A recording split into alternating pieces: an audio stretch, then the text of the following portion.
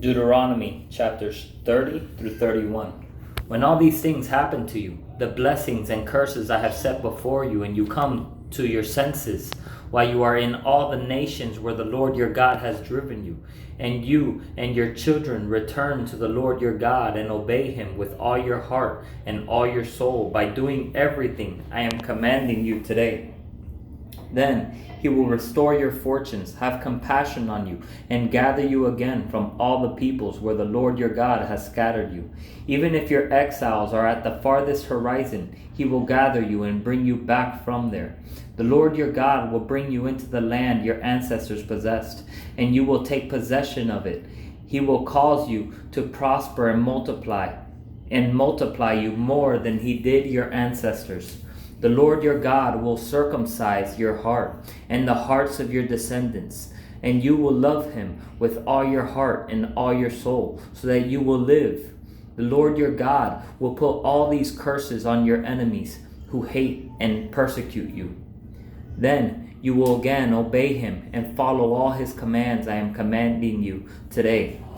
The Lord your God will make you prosper abundantly in all the work of your hands, your offspring, the offspring of your livestock, and the produce of your land. Indeed, the Lord will again delight in your prosperity, as he delighted in that of your ancestors.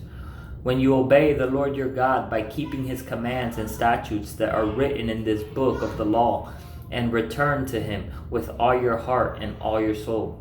This command that I give you today is certainly not too difficult or beyond your reach. It is not in heaven, so that you have to ask, who will go up to heaven, get it for us, and proclaim it to us, so that we may follow it. And it is not across the sea, so that you have to ask, who will cross the sea, get it for us, and proclaim it to us, so that we may follow it.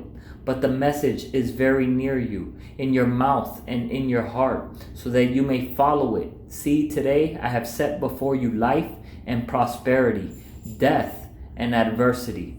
For I am commanding you today to love the Lord your God, to walk in his ways, and to keep his commands, statutes, and ordinances, so that you may live and multiply, and the Lord your God may bless you in the land you are entering to possess. But if your heart turns away, and you do not listen, and you are led astray to bow and worship to other gods and serve them, I tell you today that you will certainly perish and will not prolong your days in the land you are entering to possess across the Jordan. I call heaven and earth as witnesses against you today, that I have set before you life and death, blessing and curse. Choose life, so that you and your descendants may live.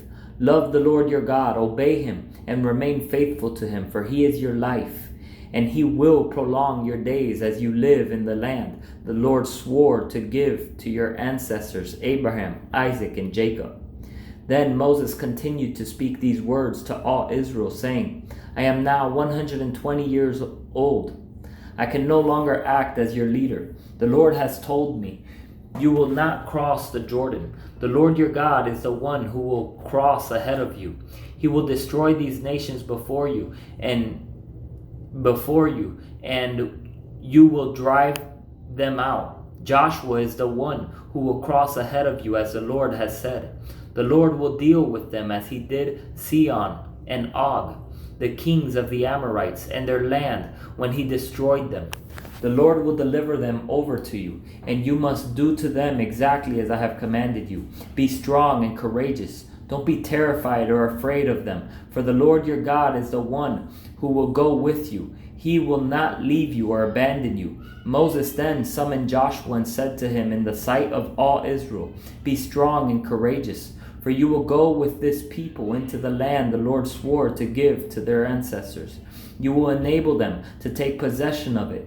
The Lord is the one who will go before you. He will be with you. He will not leave you or abandon you. Do not be afraid or discouraged.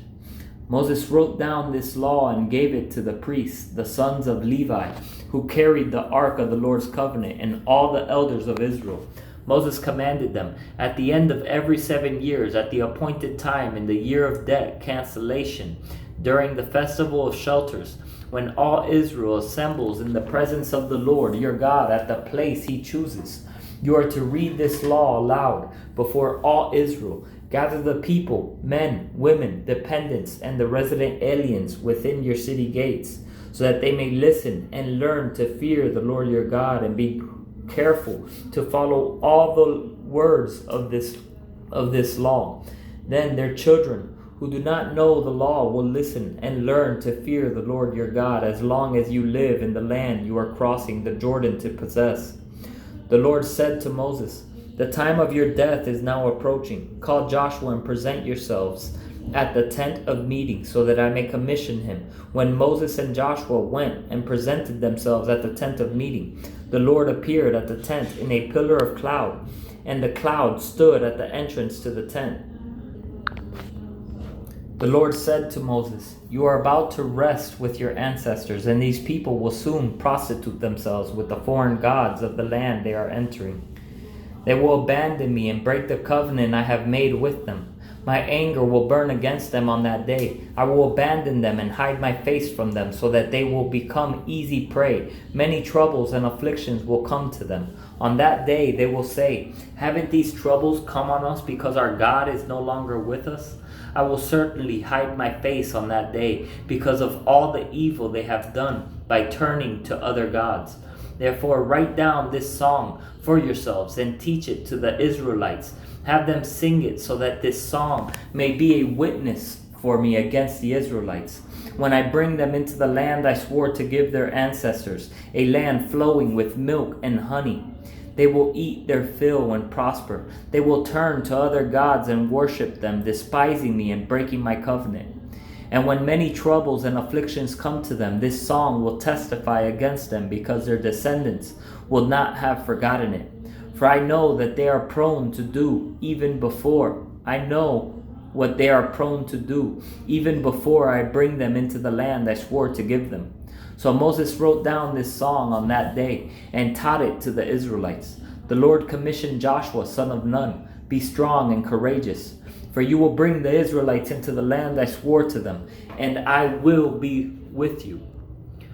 When Moses had finished writing down on a scroll every single word of this law, he commanded the Levites who carried the ark of the Lord's covenant, "Take this book of the law and place it beside the ark of the covenant of the Lord your God so that it may remain there as a witness against you.